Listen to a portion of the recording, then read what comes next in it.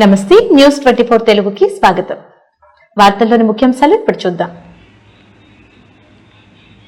అనంతపురం జిల్లా సింగనమల నియోజకవర్గం నార్పల మండల కేంద్రంలో చింతవనం కొట్టాల సమీపంలో వెలిసిన సిరిడి సాయినాథుని ఆలయంలో గురు పౌర్ణమి వేడుకలను ఘనంగా నిర్వహించారు. సాయినాథునికి వేకువజాము నుంచి క్షీరాభిషేకం, కలశాభిషేకం, గంగాభిషేకం, పంచామృతాభిషేకం, పూజా కార్యక్రమాలను పండితులు మాడుగుల రాఘవేంద్ర శర్మ, మాడుగుల చంద్రమౌళి శర్మ, మణికంఠ శర్మ, నాగభూషణ శర్మ, సాయినాథ్ శర్మ రాజు నిర్వహించారు. ఆలయానికి విచ్చేసిన భక్తాదులకు తీర్థ ప్రసాదాలతో పాటు గ్రామస్తుల సహకారంతో అన్నదాన కార్యక్రమం నిర్వహించారు.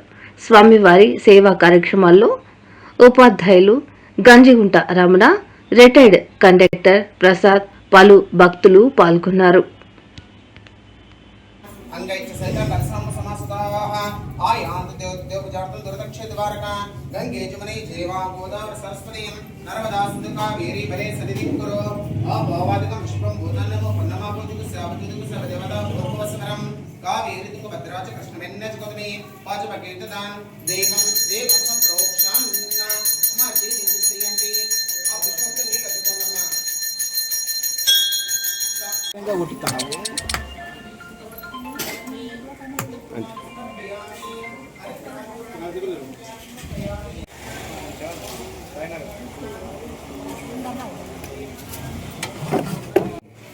శ్రీ గురుభ్యో నమః.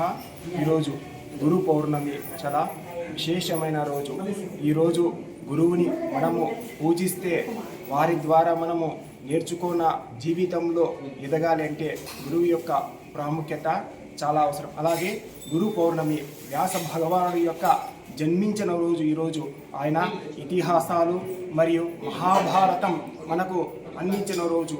అలాగే గురు బ్రహ్మ, గురు విష్ణు, గురుదేవో మహేశ్వర అని అంటాం. అలాగే గురువుని పూజిస్తే ఈరోజు వారి ద్వారా మనం నేర్చుకున్న యొక్క విద్య కానీ లేదంటే జీవితంలో ఏదైనా ఎదగాలి అంటే గురువు యొక్క అనుగ్రహం మనకు కలగాలి. ఈరోజు గురువులకు పూజిస్తే చాలా మంచిది. ఈరోజు గురువులకి పాదాలు కడిగి వారికి దక్షిణ సమర్పించుకొని అలాగే మన శక్తి కొలది వస్త్రం కానీ లేదా పండ్లు కానీ ఇలా ఏవైనా శక్తోపచారం భక్తోపచారం అన్నట్టు మన గురువులకు సమర్పించుకొని వారి యొక్క ఆశీర్వాదం తీసుకోవాలి. అలాగే గురువుల యొక్క మనం విద్య నేర్చుకుంటే మన యొక్క బుద్ధి పెరుగుతుంది.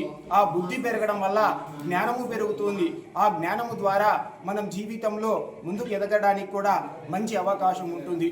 అలాగే మనకు ఉపాధ్యాయులు మాత్రమే కాదు గురువు అంటే, మనకు జీవితంలో పాఠాలు నేర్పిన వారు ప్రతి ఒక్కరూ గురువుతోనే సమానంగా పూజించాలి. గురువుని ఎక్కడైతే మనము పూజింపబడతామో వారి ద్వారా మనకు మంచి ఆశీర్వాదం లభిస్తుంది. నిత్య జీవితంలో కూడా క్రమశిక్షణతో మనము ముందుకు వెళ్ళడానికి చక్కని అవకాశం ఉంటుంది.